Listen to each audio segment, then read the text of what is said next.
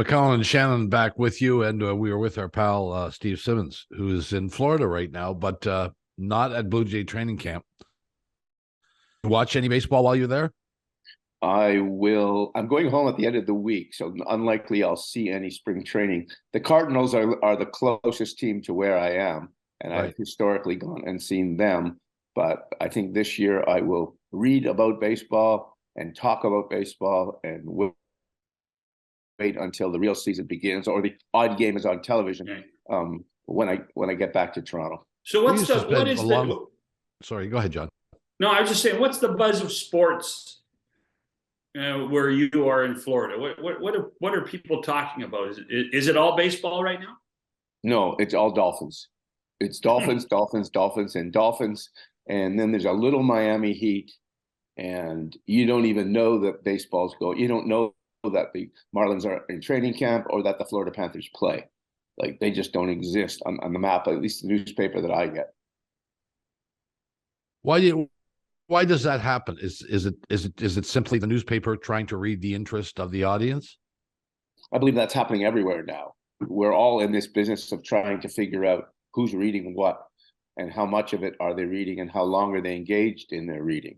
And so what you're going to see before newspapers disappear, which isn't that far away, what you're going to see is companies like the Fort Lauderdale Sun-Sentinel, which is a paper that's been around forever, a very good newspaper that covers the Miami Dolphins extensively and covers the Miami Heat rather extensively, and have determined that there's no reason for them to cover the Florida Panthers because there isn't a large enough audience that makes it worth their while, either in selling papers or in getting a digital audience.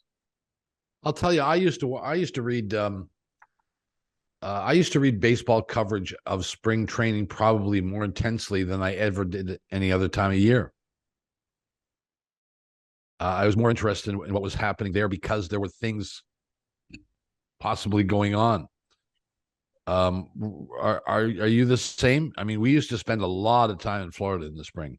Well, I suspect the papers in the Tampa area, in particular the St. Petersburg paper, had historically very, very good baseball coverage.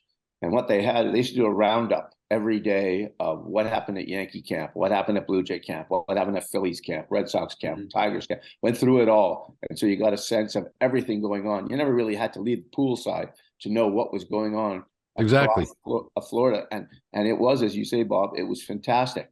And I suspect some of that's still going on in that area where there's, 5, 6, 7 teams in a very short, period of time.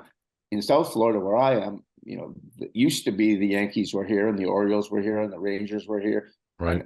And they're not here anymore. They've all gone to the other coast. And so this area has kind of just shrugged its shoulders at preseason baseball or training camp or whatever you want to call it. And I suspect that you're still going to get decent coverage out of the Tampa Bay area, especially because the Yankees are right there. And, and everybody follows after the Yankees when it comes to coverage. I suppose, though, that, when you consider that Florida itself has 2 Major League Baseball teams, we shouldn't be surprised about this anymore.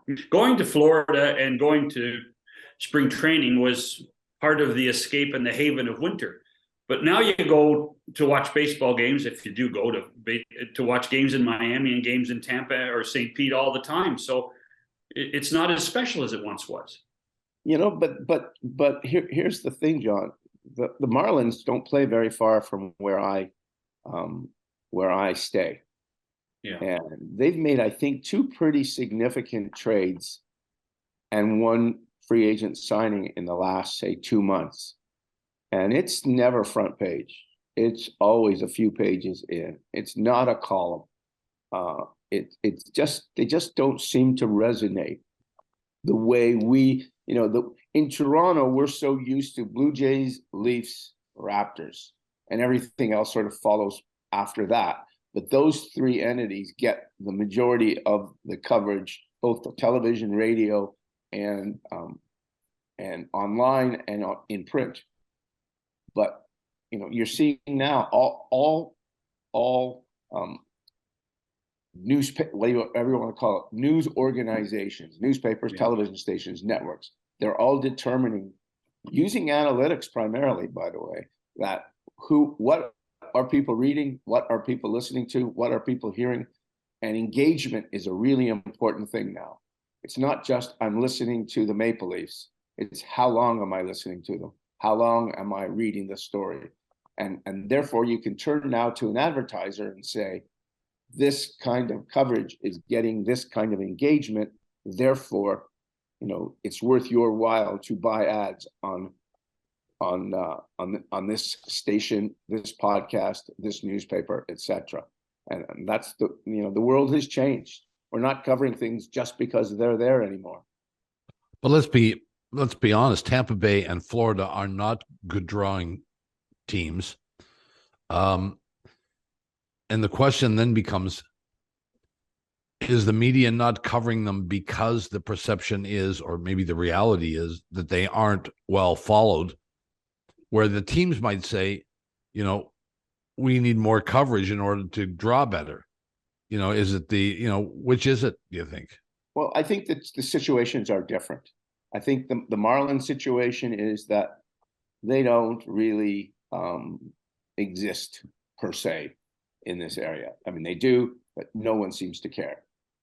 In Tampa, they don't draw, but they do get covered pretty well. And so, they've had historically, Mark Topkins, one of the best baseball writers out there. And he's done a terrific job historically covering that team and that organization, and, where they might be moving to this week or next week or whenever. So I think the situations are different. And also the franchise, Tampa's been a very successful on-field operation.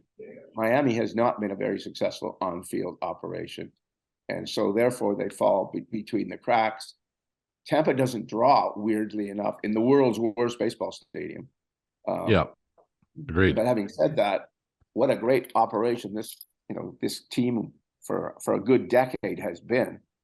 And if you do that, you normally will draw and will, sell and all that. They are very unique in that they win and don't necessarily sell enough tickets. Yeah, it's fascinating because both baseball and hockey, there are parallels on both sides of the state when you think about it. The success of, because Tampa's become a hockey town, Steve. Tampa's a better hockey town. Tampa's a better hockey town than a baseball town. When you go to a Tampa Bay Lightning game, it's a top 5 NHL experience. It's a great place to go. It's fun outside before the game. It's fun in and around the bars after the game. There's a lot of stuff going on there. This hockey in the South, in Tampa, in Nashville, in Vegas, either by luck or circumstance, the NHL has done an amazing job of building these markets, or the local teams have done an amazing job of building these markets. But it's really something to go to. The Florida Panthers, you're right about Florida Panthers. Find that. Yeah. The whole what Jeffrey Vinnick has done in Tampa.